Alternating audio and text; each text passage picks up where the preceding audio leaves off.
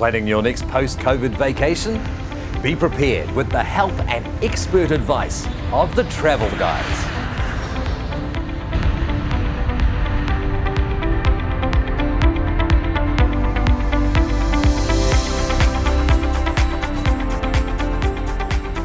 Hello and welcome to the Travel Guys, our weekly update of what's happening and what's new in the travel industry. I'm delighted having my guest today, Brent Thomas, and Brent is the President of TAANZ, the Travel Agents Association of New Zealand, as well as Chief Operating Officer for the House of Travel Group. Welcome, Brent. Thank you very much for having me, Mike. Who would be a travel agent right now? It's a really good question. I'm sure many of us in the industry are looking at ourselves and going, should we have chosen a different career? But the reality is it's an industry where once you get into it, you stay with it. You love people, and therefore you tend to want to help people, and that's the kind of people that come into this industry. And the last 15 months has proven that we are needed. Wow, I could say, well, I've been around approximately 100 years, and so it's very hard to get out of the travel business once you're into it.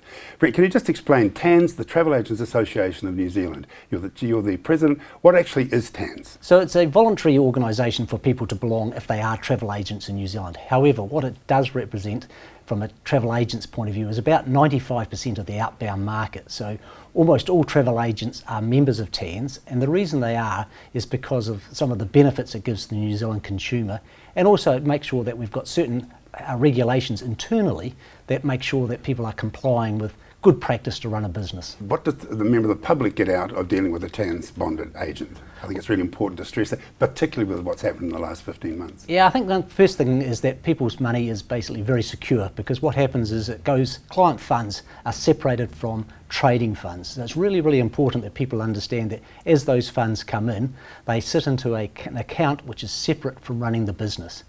What happens is the money then goes to the supplier when it's due to be paid, and only after that time do the travel agents take their share out of it to pay their expenses. So it's very, very secure from that point of view, self-regulated in that point of view, but we certainly have an annual review and annual audit of everybody's accounts to make sure they are adhering to those principles. Yeah, I think it's really important, that stress that I remember a gentleman he's well out of the travel industry now, and he started up an agency. He could talk the talk, but he had this firm picture in his mind that because the money was in his bank account, it was his.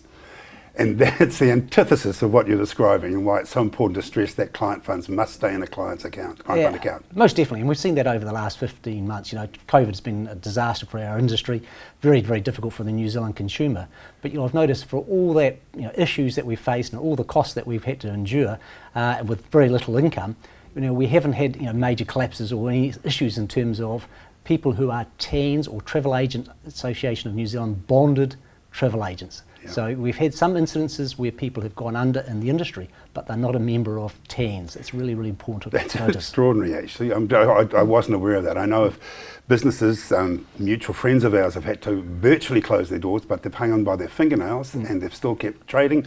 And I think crucial from my experience, that no clients have missed out on any money that was due to them. If it was through no fault of the travel agents. So the agents have had some extraordinarily difficult times getting money back from overseas for people, correct? Oh, most definitely. So when we started COVID, there was nearly $1.8 billion overseas with suppliers. So that's a massive amount.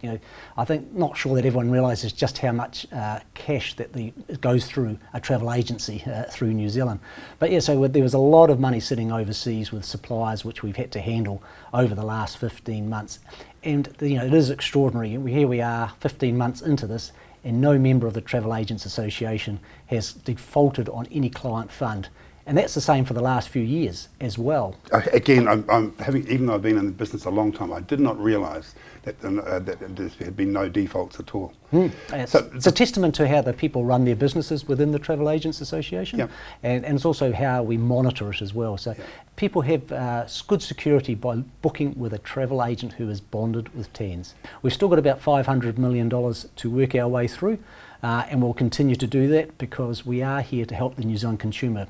Because we recognise without a travel agent, Customers would have to deal with all those suppliers individually, and that's a nightmare because they just don't know even who the supplier is in some cases. Of course, yes, and there's the trickle-down effect again, because it might be an operator in South Africa, but that operator might be in Kruger Park and they work through a tour operator in Johannesburg, and that they work through a tour wholesaler somewhere else, and so there could be 4 or 5 people involved in that particular transaction. Yeah, very difficult, and that's one of the things we struggle with sometimes, to get the New Zealand consumer to understand, to your point, the money is not sitting with us. If the funds come back from a supplier and the customer has asked for a refund, the money gets refunded to the customer. It's as simple as that. A lot of it, though, is still held in credit with suppliers to be used at a later date. Have many travel agents simply closed down, Brent? Yeah, about a third of the travel agents have closed their doors. Yeah. There's a number who are still open, but they really are only trading on very skeleton hours. Yeah. A number of people are still in the industry, but they've actually got a secondary job, because literally the income stream for a travel agent has dried up over the last 15 months. By 95% was a figure I heard. Yeah, that's true. Yeah. So as an industry, we've lost about a third of the membership, but actually within that, the employee numbers have gone from 5,000 to around 1,500. So wow. We've lost about 70%, 75% of the industry. Unfortunately, also it impacts females more than males. It's a female-dominated industry. It's also one where the ownership is nearly 50-50 across the industry as well. So it's quite an interesting industry from that point of view, how female-orientated it is. Often they are the primary breadwinner in the family, and the difficulty then is getting an equal job somewhere in their community, particularly in some parts of New Zealand where job security is not maybe as great as other parts, say, in some of the bigger cities. Yeah. And that's really important, that 50-50 female-male. And it's always been my observation that it's very much a female-dominated industry, and it's always been level pegging as far as pricing goes, as far as being paid or salaries goes. There's never been an issue in the travel business. No, it's definitely an equal opportunity and definitely an equal pay situation. Yeah. The reality is us mere males are not very good at multitasking. I think that's probably part of the reason. It's a very difficult job. People don't sometimes understand just how complex it is to be a travel agent, how many things you're juggling, how many clients you're juggling at one time. But all that knowledge that these travel agents have adds a huge amount of value to a consumer. I was a travel agent many, many years ago. I had the luxury then of working in airfare as a first class fare and an economy class fare. Yeah. And you had a number of miles you could fly within that fare. And if someone wanted to go from Auckland to London, they could stop wherever they like. You just literally added up the miles, and if it fell within the miles allowance on that fare, that was it. So all you had to be able to do is add up figures. Now when I look at a comparative P&R impression to name record and the amount of fare options that are available there. It's incredible. Pre-COVID there was just under 30 airlines flying to New Zealand. Now if I walk down the main streets of any city in New Zealand and stop somebody, they'd be struggling to name 10 of them, realistically.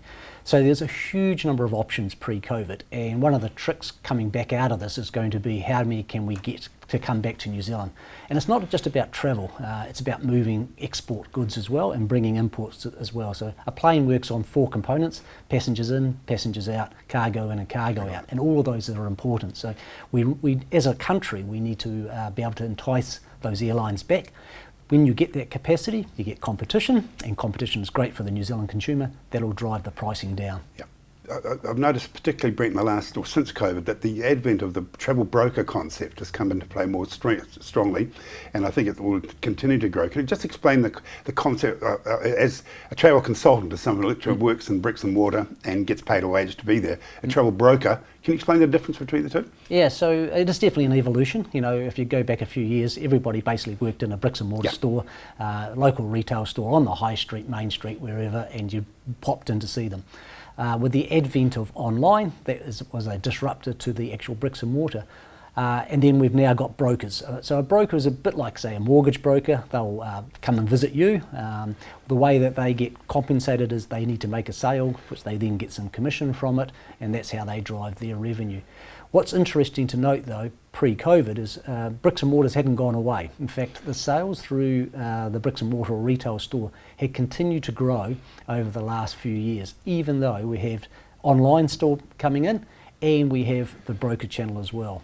I think one of the things that the New Zealand consumer needs to be really aware of with the online is who are they dealing with, because who are they going to be protected by? So if they deal with a New Zealand broker or a retail travel agent, they're going to be protected by New Zealand consumer law. If you book online, you become a consumer of wherever that online company is based. So you could be Poland, you know, you could be out of South America, who knows? And so by having someone locally, there's a lot of protection from the New Zealand consumer. I can remember the Icelandic eruptions about 10 years ago. I'm sure you do. Yeah. That was, if anything, it drove people back to travel agent stores. It was that one. I mean, just for viewers, when the eruption happened, flights closed down basically right throughout Europe. And if you'd booked online, you had to go to each different airline, every component, every booking you'd have to try and change. If you'd booked through a travel agent, I'm stuck here for 2 days, can you change everything by 2 days and put the phone down? Exactly. It's done for you. It's simplistically, and what we know is going forward out of COVID, travel is going to be more complex than it was previously.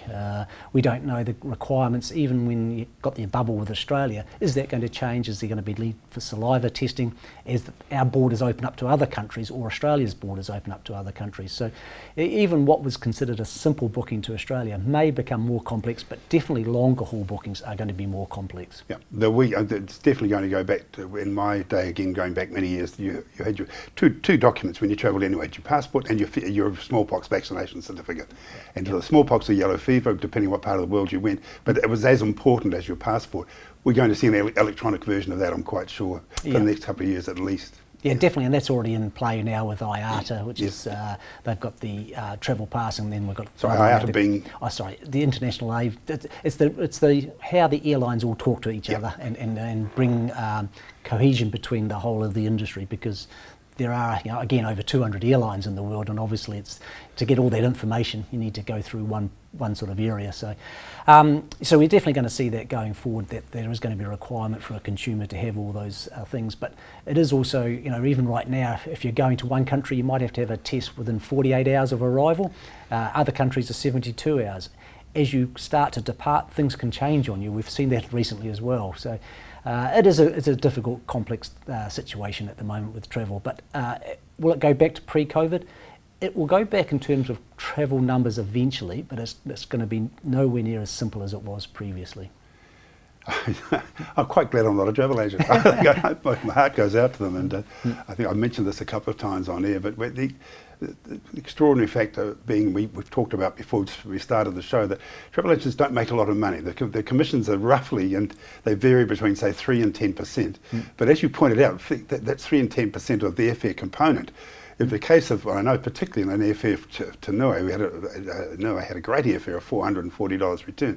220 of that was taxes.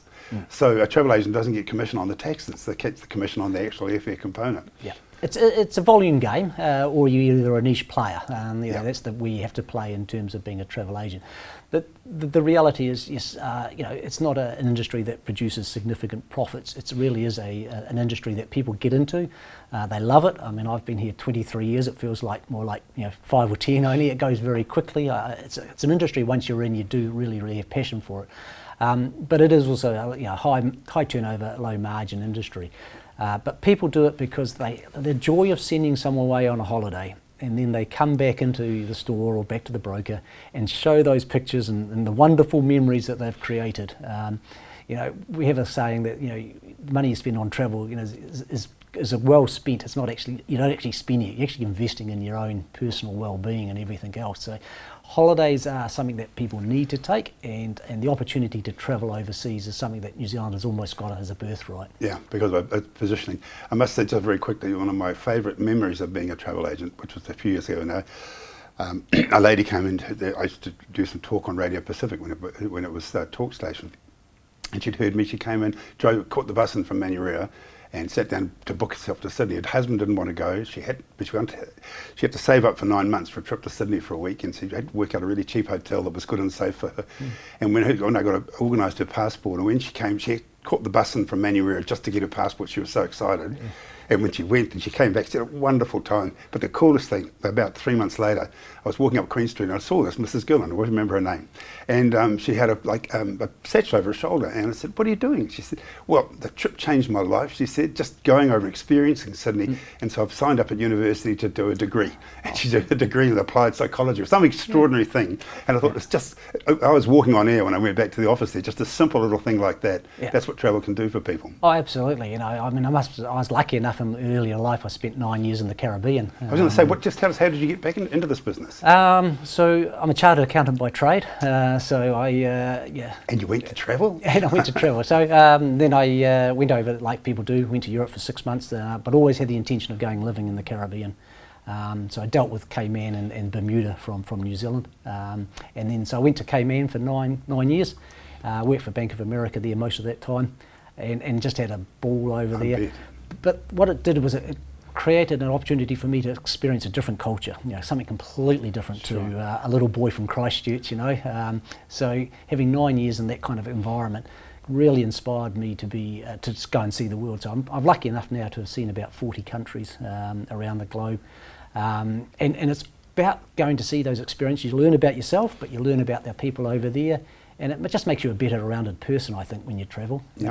Rather than being self-centred, you're actually eyes open and you can see better ways of doing things. Sure. And you're also a Chief Operating Officer for the House of Travel Group, so you must be a busy person with juggling those two balls. Oh, I think at the moment everybody in the travel industry is. So travel agents at the moment, 5,000 down to 1,500. We're still dealing with the same number of customers. So those people are working 3 times as hard as they were. They're doing their absolute best to look after their customers as best as they can with all the intricacies and difficulties of working with suppliers. So everybody is really just handling 2 or 3 jobs at once at the moment, and it's all about making sure the business gets through the survival period. It is a survival. We are not out of this at the moment, even with Australia and the Cook's opening. We need more of the mid-haul, long-haul, so Asia through into America. Any words at all on that? Have you any inside oil for anybody? No, I think it's all around the vaccination program. Yeah. The reality is we see that now the UK is opening up to parts of Europe, and Europe's opening up to the UK. They're looking at doing some between Europe and the US, and that's simply because the UK now is at 75%, and the US is well over 50%. Europe's getting well over 30% now for most of the countries there. So the vaccination program is going to be a key to it. The government's been on record to say that they are going to deliver vaccinations for every New Zealander who wants to be vaccinated by Christmas. Yep. And so let's hold them to that, because that's their goal that they're going to achieve. Once we get through that, then I think you'll see a significant number of countries being opened up two-way traffic. And it'll rely on people being vaccinated and having proof of that. And as I say before, we may even have these things like saliva tests out there as well. But it'll all open up those borders with that vaccination. And it's on a sad note, it's such a shock to see what's happening in Fiji. Yeah, it is. It is. I mean, Fiji's such a popular destination for New Zealanders, and when the reality is we need that one because it's a big volume place, particularly for they need us. And they need us, and it's the same as the Cook Islands and Samoa and Tonga and Niue. They're all going to be the same. They rely heavily on tourism, and a lot of that comes from New Zealand. Yeah. So, and also the other thing we can't forget about also is families have been away from each other now for 15 months, and if it waits till the end of the year, it's almost going to be 2 years. That's a long time, and a lot of things have happened for families in that period of time. So we do need to get these borders open, because whilst it is a health issue, and we understand, and the government's been right to be conservative about that and make sure the health is making sense in terms of not getting COVID here, there is a mental health issue as well around this, and family being away from family is tough on some people. A lot of things have happened, weddings, deaths, births, etc. And people have missed out on that. I've got 3 kids and 3 grandkids in London and in the UK, so I can certainly sympathise with that. Yeah, definitely. Yes, it's just no one can crystal ball the future, of course. But in terms of the Travel Agents Association, can you see any change at all going forward? Can you see a strengthening of the organisation? I mean, you've said 90% of the age, because I believe one of the major groups, flight owners, for many years were not members of TAANZ. They had their own internal system, but they've now joined TAANZ, I believe, in the last year or so. Is that correct? That's so correct. So that's where we are now big change. Yeah, what we are now is 95% of the voice of outbound tourism. So it is collectively a large voice, and we've got all the major brands now in the family, so to speak, and so we can speak from one voice. And one of the things that COVID's taught us is that when it comes to these sorts of things, we need to work together as an industry. Firstly, to get our messaging across to the government, because there's some considerations there around that, but also to make sure we get the consumer understanding that the problem that we are having in terms of returning refunds or dealing with credits, that we're all saying the same thing, which is the money doesn't sit with the travel agent as we talked about before. It is sitting with suppliers, but we're doing our best we can to help sort those out. So it's been good to get everybody into the tent, so to speak, and we now speak more as one voice. Obviously, that's only been in the last sort of 6 months. That's huge. That is really huge. But going forward, where do we see it? I don't think we'll see the number of stores reopened again. That's just going to be a fact that we are seeing a seismic change in terms of we won't have as many bricks and mortar or retail stores out there. The broker channel will grow. Online will continue to grow. But the word of caution again is that New Zealanders need to know who they're dealing with because they do not get protected by New Zealand law if it's an overseas company. So there's definitely going to be some changes. And the other thing just to point out is also from the business travel point of view, it's really important that they are given the opportunity to travel as well, because from a New Zealand Inc. point of view, it's going to be, again, we're an exporting country. They need to get to their suppliers, they need to get to their customers as well, because that's going to help the whole of the New Zealand economy.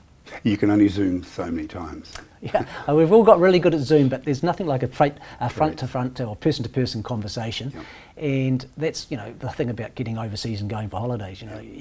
You can look at them online, but it's not the same as going and seeing the pyramids, or going to London or going to New York or wherever. Just a quick note on travel insurance too, Brent. I mean, it's a no-brainer. So how crucially important it is to have travel insurance. I know you're not an expert, but I'm sure you've dealt with many travel insurance claims and issues, etc. I've always just maintained that the most crucial part about travel insurance, this is even before COVID, was pre-existing conditions. But you must declare. Yep. And I've known clients who will say to the travel agent, "Oh, you can fill it out for us," and no, don't. You can't. It's so important. And terrible stories have been people get in bad situations because they haven't declared a pre-existing condition. Yep. That still applies, of course, in spades. But how have your relationship been with the travel insurance companies over this COVID period? Yeah, so there's now you can get insurance, and you can get insurance for COVID, which a lot of people actually get surprised about. Really? Yeah, okay. So what it won't cover you for is if the government makes a determination that the borders are going to shut, any additional cost due to that government decision is not going to be covered. But if I'm in a hotel, that hotel gets closed down because someone else in that hotel was found to have COVID, so everybody had to stay, additional costs that are reasonable would tend to be covered by most policies. So many people actually just either don't buy it because they're going to Australia and they think they're not going to need it. Still not buying it? No, and the other thing is people need to understand they need to buy it the day they book, not the day before they travel. 38% of all claims, so that's a significant number, more than 1 in every 3 claims actually happens from an event before travel. So people need to get their travel insurance organised the day that they book. And for the cost that it is, it's a small investment to make sure you're going to be okay for a lot of reasons. The claims can be eye-watering, particularly through the States. Unfortunately, my dad was away for work and passed away many years ago in Australia. And so, he had insurance. Now, if he hadn't had insurance, the cost of it was going to be astronomical. If that had been in the States, it would have been eye-watering. I mean, we have claims upwards of 500,000-600,000. We've had claims of over $1 million in the States really? from insurance claims. But even something simple, take my father as an example, had an ambulance ride just literally a few hundred metres down the road. It was a few $100s just to do that, and then it went on from there. So, people need to take travel insurance. Some people say, it's not a cost, or if I'm in Australia, I'm going to get covered by their medical things. It's not the case. No. That is not the case. Invest in the insurance. It's a small cost. It's a few cups of coffee. Even if you've got, my daughter's had cerebral palsy, so she travels in a wheelchair. It's no problem getting travel insurance or everything else other than the issue that she's faced with. So that's another important factor. You may have an issue, but it doesn't stop you pre-clearing your baggage, your accommodation, your delays, etc. Things like that. Absolutely, and unfortunately these things do happen. And tell me about it. So the insurance book does not necessarily make a lot of money from the travel side of things at all. But people certainly have unfortunately learnt the hard way when they have not had that travel insurance. During COVID, I was looking to try and do something to keep myself interested and occupied, so I put myself name down to doing extra on some TV shows, right? And to the great mirth of my family and all my friends, I put my name forward to be a dead body and got declined. Now, I was talking to a friend of mine who should remain nameless, called Keith, who said, Ask Brent about his experience as an actor. Yes. No, that was Now, I'm throwing that at you. Come on now. You said you've got to hear this Brent story. Yeah. So obviously Nothing to do with travel, but nothing to do with travel, but yeah, it is quite an industry. So the firm, which was